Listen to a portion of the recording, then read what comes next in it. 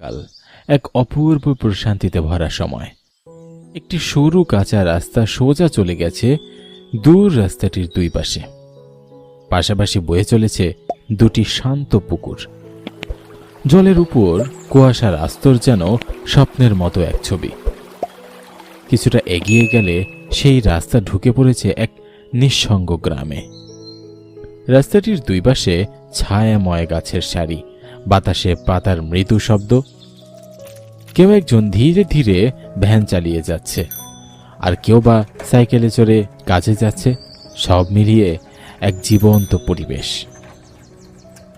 রাস্তার ঠিক ধারে একটুখানি ফাঁকা জায়গায় গড়ে উঠেছে ছোট্ট একটা চায়ের দোকান। সেই দোকানে বসে আছে তিন বন্ধু, রাকেশ, নগেন আর তুষার। চায়ের কাপ হাতে আলোচনায় মগ্ন তারা। গ্রামের সকাল যেন নিজের মতো করে গল্প শুরু করেছে। ঠিক তখনই দূর থেকে ভেসে এলো সাইকেলের কিরিং কিরিং শব্দ।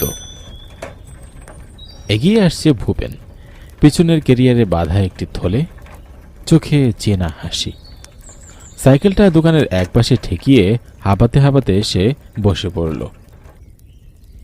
হরিপদ তখন চা এগিয়ে দিল। হরি কাকা, একদম তাজা হয়ে গেল। তা কি রে, তোদের খবর কি? তোর জন্যই তো অপেক্ষা করছিলাম রে। তুই ছাড়া কি চায়ের আড্ডা জামে? একদম ঠিক কথা বলেছ নগেন। তা তুই এই সময় সাইকেল নিয়ে এলি, কোথাও যাবি?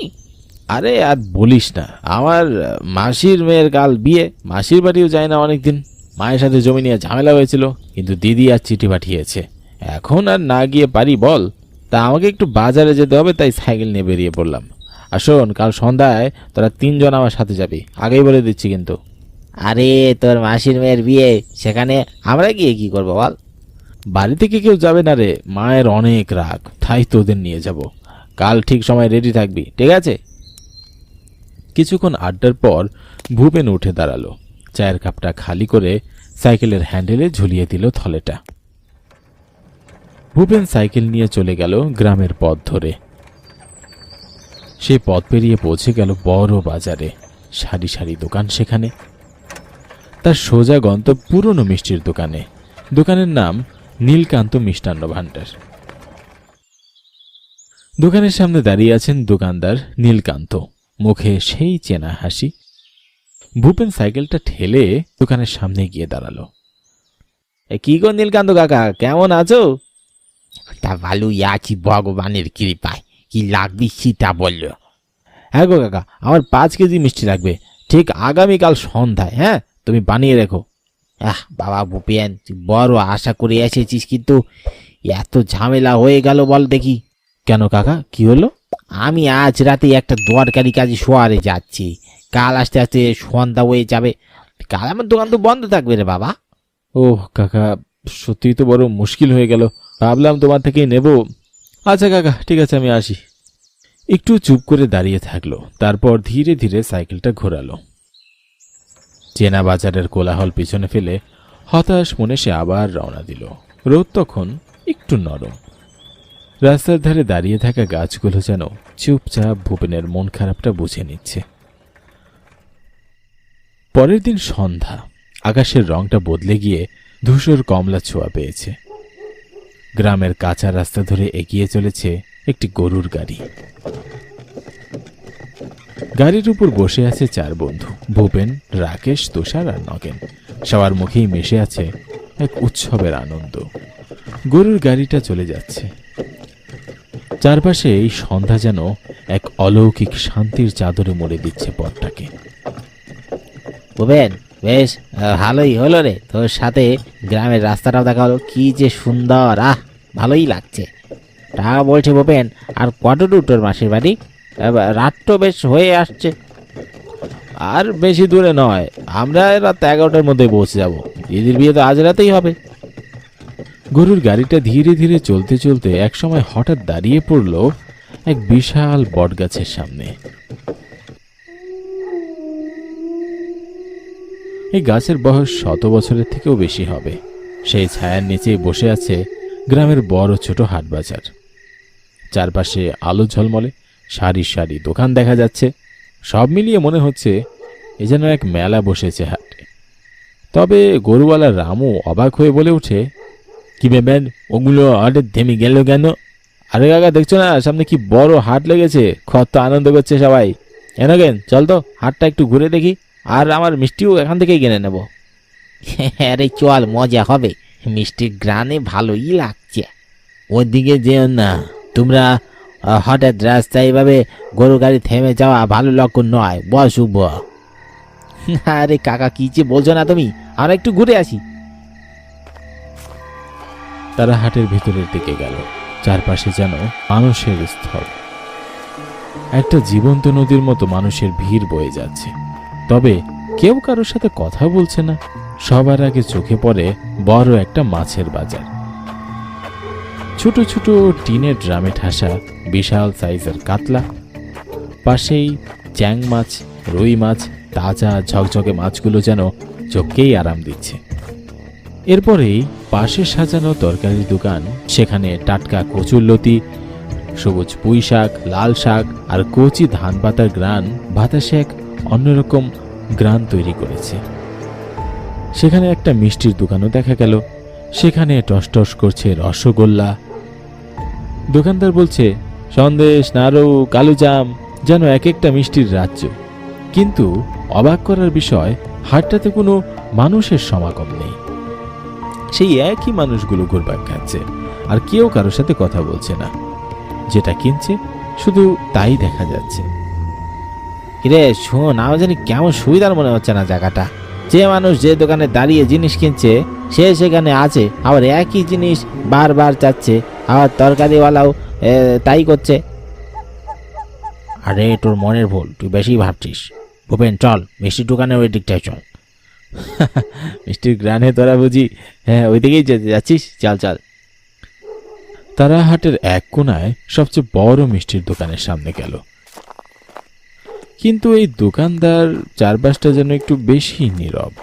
আলোর অভাব নেই, তবুও যেন একটা অদৃশ্য ছায়া ঘিরে রেখেছে।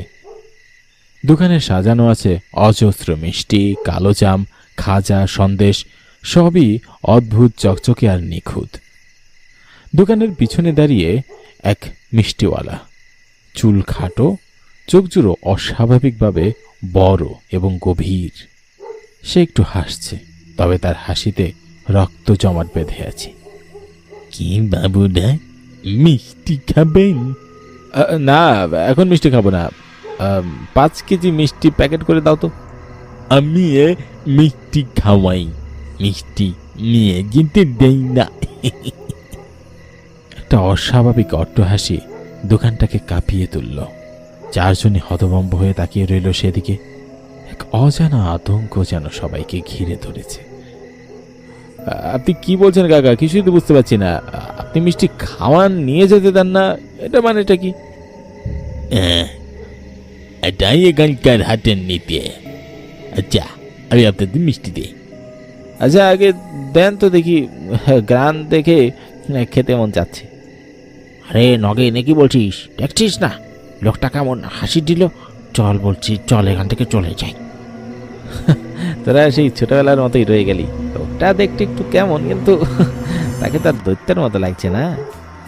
নে মিষ্টি খা, তারপর তার ভয় কেটে যাবে। মিষ্টিওয়ালা হেসে একটা মাটির খোড়ায় তুলে দিল গরম গরম রসগোল্লা, রসে টলটল করছে।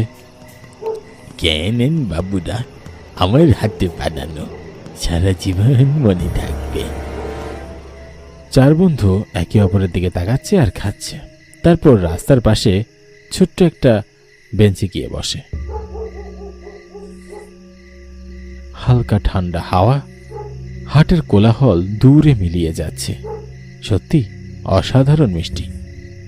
আরেকটা আরাম আর একটা প্রশান্তি বুকের ভেতর ছড়িয়ে পড়ছে। আহ, মিষ্টির কি সুস্বাদু রে ভাই, কি বল নগেন? আরে একদম মনে হচ্ছে যেন অমৃত খাচ্ছি। তখন কি বললি যেন, লোকটা কি অদ্ভুত। ওয়েছে আর মজা নিস নে। ভূপেন, রাত হলো, এবার নে, আমাদের যাওয়া দরকার। যাবো রে, তবে আফসোস একটাই, মিষ্টিগুলো মজা ছিল কিন্তু কাকা তো নিয়ে যেতে দিল না। ভূপেন ধীরে এগিয়ে যায় মিষ্টিওয়ালার কাছে। কত টাকা হলো দাদা? আমি টাকা নেই না, আমি নেই প্রাণ। হঠাৎ তার মুখ আগের মতো আর নেই। তার চোখ দুটো লাল হয়ে গেছে। ঘন ছায়ার মাঝে সেই মুখটা যেন আরো বিভীষিকাময় হয়ে উঠেছে। নিঃশ্বাস ভারী হয়ে উঠছে। রাকেশ, তুষার, নগেন তারা কেউই কথা বলতে পারছে না। এক মুহূর্তের জন্য হাটের চারপাশটা নিস্তব্ধ হয়ে যায়। শুধু সেই পোড়া মুখের সামনে দাঁড়িয়ে আছে চারজন জীবিত মানুষ, যাদের চোখে এবার সত্যিকারের ভয়। ভূপেন, পালা পালা এখান থেকে। তোরা কই পালাবি? তোদের রক্ত খাবো আমি। মিষ্টিওয়ালার মুখের কথাগুলো শোনা মাত্র এক মুহূর্ত আর দেরি না করে সবাই দৌড়াতে লাগলো। হাটের ভিড় যেন হঠাৎ অদৃশ্য হয়ে গেছে। চারপাশে শুধুই নিস্তব্ধতা, তবে পিছন থেকে ভেসে আসছে কারা যেন হাসাহাসি করছে। সকাল, সূর্যের আলো ছড়িয়ে পড়েছে গ্রামের অলিতে গলিতে। রাতের সেই ভয়ের ছায়া। কি ভূপেন, তোরা কিছু খাচ্ছিস না যে? কিছু হয়েছে? মেশো, আমরা প্রাণ হাতে নিয়ে ফিরেছি। তোমাদের গ্রামে আসার সময় ওই বট গাছের নিচে ওই হাট বসেছিল, আমরা সবাই সেখানে যাই, আর সব মৃত লোক। কি বলছিস? কাল ছিল অমাবস্যার রাত, তোরা প্রাণে বেঁচে আসিস তাহলে? মানে কি হয়েছে? আপনি ঘাবড়াচ্ছেন কেন? কি হয়েছে বলে বলুন না। সামনে বছর অমাবস্যার রাতে ওই হাটের শেষ রাত ছিল। সেখানে এক মিষ্টির দোকান থেকে সূচনা হয় আগুনে। পুরো বাজারের দোকান, সব মানুষ পুড়ে মারা যায়। কিন্তু এখন তোর কথা শুনে মনে হচ্ছে কাল আবার অমাবস্যার রাত ছিল। না না, ঈশ্বর তোদের বাঁচিয়েছেন। কিন্তু ভূপেন, তুই যে আসবি বাবা, আমাকে তো জানাসনি। এসো, দিদি চিঠি লিখেছিল, মা তো জানোই, জানলে আমাকে আসতে দিবে না, তাই বন্ধুদের নিয়ে চলে এসেছি। মনে রাখিস, ওদিক দিয়ে আর কখনো অমাবস্যার রাতে আর যাতায়াত করবি না। মেষের মুখ থেকে পুরো রহস্যটা শুনে সকলেই পাথরের মতো চুপ হয়ে গেল। তাদের চোখ আবার আতঙ্কে ভরে গেল করে ফেলল। যতদিন বাঁচবে আর কোনো দিন অমাবস্যার রাতে ভবানীপুর